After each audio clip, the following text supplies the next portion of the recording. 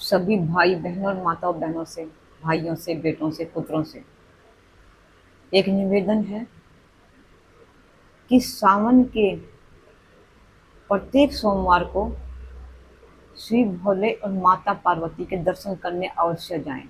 अपने नज़दीक के मंदिर में श्री भोले बाबा को एक लोटा जल का अवश्य चढ़ाएं, बेलपत्र चढ़ाएं। सिर्फ ये दो काम ही कर लीजिए, बेलपत्र और जल। सावन के महीने में प्रत्येक सोमवार को 4 सोमवार, 5 सोमवार, इतने भी अगर विवाहित स्त्रियां हैं, इतने भी मतलब जो है 4 व्रत या 5 व्रत सोमवार को चले जाएं तो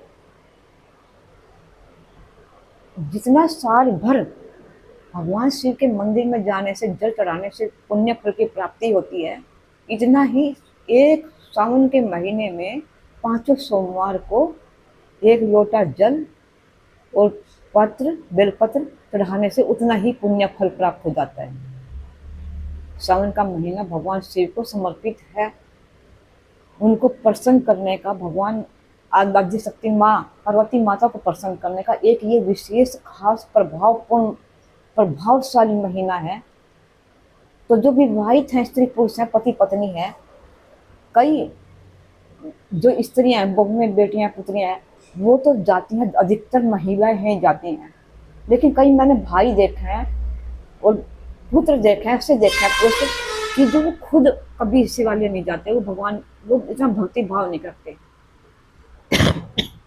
ठीक है, अगर आप नहीं पूरे साल भर जा पाते, हर रोज नहीं जा पाते, तो इन 4 सोमवार को, 5 सोमवार को सावन के महीने में अपनी पत्नी के संग में अवश्य शिवालय जाएं और दोनों मिलकर के साथ में गंगा जल और सादे जल से जल भर करके या गाय का दूध का जल भर करके शिव बाबा को अभिषेक करें, बेलपत्र चढ़ाएं। ये 5 सोमवार भी अगर आप पति पत्नी मिलकर साथ चले गए, जो विवाहित सौभाग्यशाली स्त्रियां, उनको ये प्रयत्न अवश्य करना चाहिए। हर रोज चाहे बेशक अकेले ही जाएं, लेकिन जो सोमवार का दिन है वो अपने पति को साथ लेकर के जाएं। अगर उनके पास वक्त है, वो बाहर कहीं ड्यूटी पर या बिजनेस में नहीं जा रहे हैं, तो उन जो विवाहित सौभाग्यशाली स्त्रियां अपने सौभाग्य में वृद्धि करने के लिए ये कोशिश उनको अवश्य करनी चाहिए। अपने पति के संग जाइए, जोड़े में जाइए और माँ पार्वती की, शिव भोले की आराधना कीजिए। उन वो शिव कैसे प्रसन्न? सिर्फ एक लोटे जल से और बेलपत्र चढ़ाने से। कर दीजिए ये अभिषेक। जितना आप साल भर मेहनत परिश्रम करते हैं, मंदिर जाते हैं, उतना पुण्य फल आपको इस एक महीने में, सावन के महीने प्राप्त हो जाता है। विश्वास करिए, पति पत्नी जो सुहागन स्त्रियां हैं, ये पुण्य कार्य अपने घर में अवश्य करिए। अपने बच्चों को साथ ले जाइए, जो बच्चे पति हैं उनके साथ मिलकर जाइए।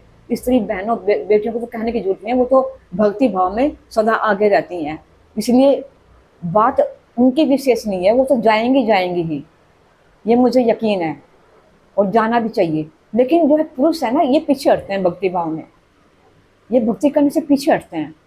तो उनको भी किसी तरह अपने साथ ले जाइए, तभी आपको भक्ति का फल पूरा प्राप्त होगा। और सभी विवाहित स्त्रियों से एक विशेष बात है, जितना भी आप तीर्थ स्थानों पर भक्ति में, पूजा में श्री भोलेनाथ माँ पार्वती के सामने अकेली पूजा करते हैं ना, उसका फल उतना नहीं मिलता, पुण्य फल। जो विवाहित स्त्री है वो अपने पति के साथ ही जाएं, कम से कम महीने में एक बार तो अवश्य जाएं। पति के साथ किया गया, जोड़े में किया गया सुहागन हो तुम, सुहाग के साथ तीर्थ यात्राएं जो बड़ी बड़ी हैं वो भी अपने पति के साथ ही करनी चाहिए। कोई विशेष परिस्थिति में या नहीं जा सकता, तब आप जा सकती हैं। लेकिन मैंने बहुत से आजकल के ये चलन है कि पति के बिना ही बड़े बड़े तीर्थ यात्राएं कर लेती हैं, बड़े बड़े हवनों में जाकर के बैठ जाती हैं, जबकि विवाहित स्त्रियों का ये कोई भी पुण्य जो कर्म किया जाता है, भक्ति आराधना मतलब जो है अनुष्ठान किए जाते हैं, वो पति के बगैर संपूर्ण नहीं होते हैं। जैसे पुरुषों का कोई भी पुण्य कर्म है या यज्ञ अनुष्ठान आदि है या भी कुछ भी है, तीर्थ स्थान है, अगर पत्नी है तो पत्नी के साथ ही सफल होती है, ऐसे ही पत्नियों का भी है। तो शिवालय में सावन के महीने, पूरे महीने आप अकेली ही मत जाती रहें, अपने पतियों को साथ लें, बच्चों को साथ लें। रोज ना सही 5 सोमवार साथ जाएं, फिर देखिए आपके सौभाग्य में कैसे वृद्धि होती है। हर हर महादेव। माँ पार्वती और शिव भोला आपकी सब मनोकामनाएं पूर्ण करें।